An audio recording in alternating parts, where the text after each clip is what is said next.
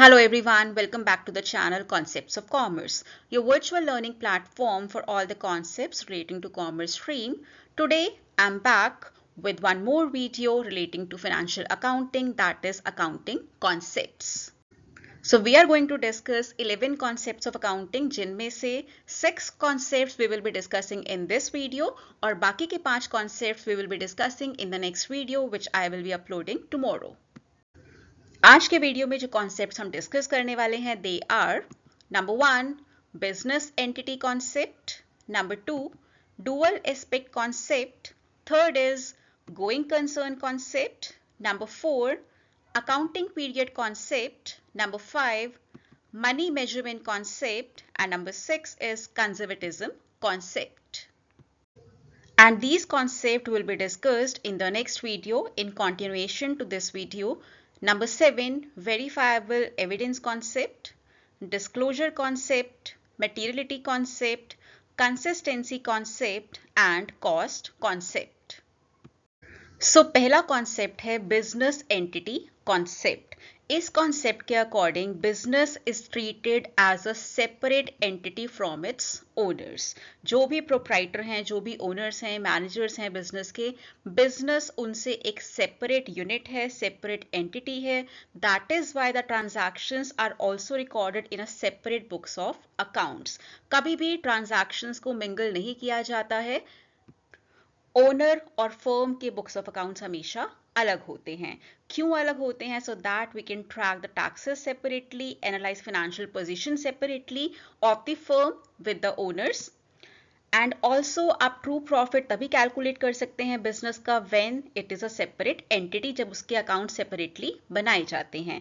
यही वो रीजन है जिसकी वजह से जो पैसा ओनर बिजनेस में डालता है that is named as capital. वो एक लाइबिलिटी होती है बिजनेस फर्म के लिए. चाहे वो पैसा ओनर ने ही बिजनेस में डाला है, अपने बिजनेस में डाला है, but still it is treated as a liability.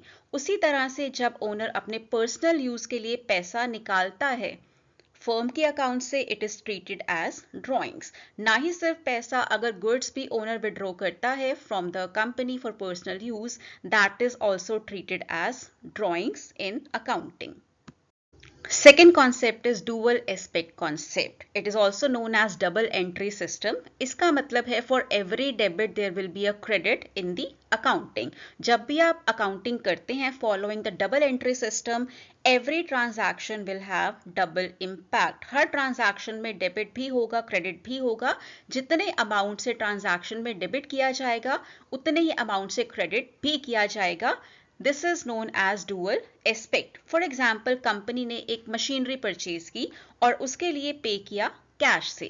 So company एक एसेट गेन कर रही है, दैट इज द मशीनरी. साथ ही साथ वो दूसरा एसेट लूज कर रही है, that is the cash. This principle is known as double entry system और ये बेसिस है, फाउंडेशन है of accounting. As per this concept, it is also known as balance sheet equation. Liabilities will always be equal to assets अगर आप double entry system use कर रहे हैं. In place of liability we can also write down capital plus other liabilities, जो आपकी external liabilities होती हैं, will always be equal to assets. Or we can also write down capital will always be equal to assets minus liabilities. Next is going concern concept. इस concept के according हम assume करते हैं कि company आने वाले टाइम में बंद नहीं होने वाली है, वो नियर फ्यूचर में लिक्विडेट नहीं होगी. It will continue to work indefinitely. That means जितना फ्यूचर फोर्सिएबल है उतने टाइम तक कंपनी बंद नहीं होगी. That means it will be able to make all the payments to the whatever obligations the company is having and will be able to make use of the resources as per the plans. इसी concept के according we are able to provide depreciation for 10 years, 15 years or whatever is the estimated life of the asset. हम ये decide करते हैं कि जो हमने asset purchase किया है उसे हम आने वाले 10-15 साल तक use करेंगे. So this is based on the concept of going concern concept. अगर ये concept नहीं हो, it will not be able to allocate the cost of the asset on its whole life because we will not be knowing कि company कितना चलेगी. We assume as per this concept that company will be working indefinitely. Next is accounting period concept. Accounting period क्या होता है? वो time frame जिसके लिए आप फिनेंशियल स्टेटमेंट्स बनाते हैं किसी भी फर्म का, so as to calculate profit earned और loss suffered by the company. So वो टाइम पीरियड जिसके लिए फिनेंशियल स्टेटमेंट्स बनाई जाती हैं, that is known as accounting period of a firm. Firm की लाइफ बहुत लंबी होती है, तो आप पूरी लाइफ फर्म की वेट नहीं कर सकते to calculate what you have earned from the business. That is why firm की life is divided into equal intervals, जो कि जनरली 1 साल होता है, but depending on the need the company can make financial statements for 6 months also. So the period, the time frame for which the financial statements are produced is known as accounting period. And it is advisable कि जो accounting period है firms के, that should be of equal time interval. That is, अगर 6 months है तो 6 months ही होना चाहिए, 1 year है तो 1 year ही होना चाहिए. Generally it is 1 year as per the legal system as well.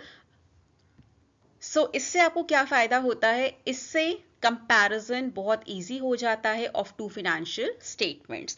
और अगर आप इक्वल टाइम फ्रेम नहीं रखेंगे of two financial statements, comparison difficult हो जाता है, एनालिसिस डिफिकल्ट हो जाता है। फॉर एग्जांपल, आप फर्स्ट टाइम स्टेटमेंट बनाते हैं 6 महीने के लिए, फिर आप स्टेटमेंट बनाते हैं 1 साल के लिए, so it will be difficult to compare a statement that is produced for 6 months with a statement that is produced for 12 months. Next is money measurement concept. इस कॉन्सेप्ट के अकॉर्डिंग जो भी ट्रांजैक्शंस, जो भी इवेंट्स मनी फॉर्म में या फिर quantitative form में एक्सप्रेस किए जा सकते हैं, only they are recorded in the books of accounts. इसके अलावा जो भी इवेंट कंपनी में होता है, चाहे वो कितना भी इंपॉर्टेंट है, बट अगर वो मनी फॉर्म में एक्सप्रेस नहीं हो सकता, it will not be included in books of accounts. For example, chairperson की health condition बहुत खराब है, so definitely it will impact the company, उसका profitability, उसका काम effect होगा, but still आप इसे money form में express नहीं कर सकते हैं, so it will not be included in the books of accounts. इसी के साथ ही जैसे कि अगर working conditions company के बहुत खराब हैं या फिर बहुत ही अच्छे हैं, so it will also impact the profitability of the firm, but क्योंकि आप इसे money form में express नहीं कर सकते, it will not be included in the books of accounts.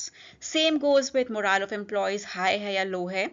अगर एक नया कंपटीशन मार्केट में आता है आपकी कंपनी का, या फिर एक पुराना कंपटीशन बंद हो जाता है, these all transactions are very important and will impact the profitability of the firm, but since they cannot be expressed in money form, it is not recorded in the books of accounts. This serves as a major limitation for financial accounting as well. Last concept for today is conservatism concept. This concept brings down the notion of playing safe by the business firm. So इसमें क्या होता है? We consider all prospective और probable losses, but हम future में होने वाला कोई भी ऐसा प्रॉफिट जो अभी डेफिनेट नहीं है उसे इंक्लूड नहीं करते हैं। सो सिंपली जो फ्यूचर में लॉस हो सकता है, नुकसान हो सकता है, उसके लिए हम प्रोविजन बनाकर चलते हैं, बट ऐसा कोई प्रॉफिट भी फ्यूचर में हो सकता है, उसके बारे में हम अकाउंटिंग में इंफॉर्मेशन डालकर नहीं चलते हैं। फॉर एग्जाम्पल, आपने हमेशा नोट किया होगा या आप करेंगे जब आप अकाउंटिंग स्टार्ट करेंगे, that we always make provision for doubtful debts and discount on debtors. So companies क्या करती हैं? जिनसे उन्हें पैसा रिसीव होने वाला है, जिनसे उन्हें पैसा लेना है, उसके लिए प्रोविजन बनाकर चलते हैं कि हो सकता है वो लोग पैसा ना दें, that is known as doubtful debts, या फिर वो पैसा जितना देना है उससे कम दें, that is discount on debtors. So this is playing safe again. Next is valuing stock at market price or cost price, whichever is less. जब भी स्टॉक का वैल्यूएशन किया जाता है कंपनी में, वो कम से कम प्राइस पर किया जाता है। मार्केट प्राइस, कॉस्ट प्राइस में से जो प्राइस लेस होता है उस पर वैल्यूएशन किया जाता है। We don't make any provision for discount on creditors. हम कभी ये एज्यूम नहीं करते हैं कि जिसे हमने पैसे देने हैं हो सकता है वो भी हमें डिस्काउंट दे दे। And lastly, we create provision against fluctuations in price of investment. So many such provisions and possibilities are taken into account when making books of accounts for any business firm following the conservatism concept. Thank you so much for watching the video. Please subscribe to the channel Concepts of Commerce on YouTube.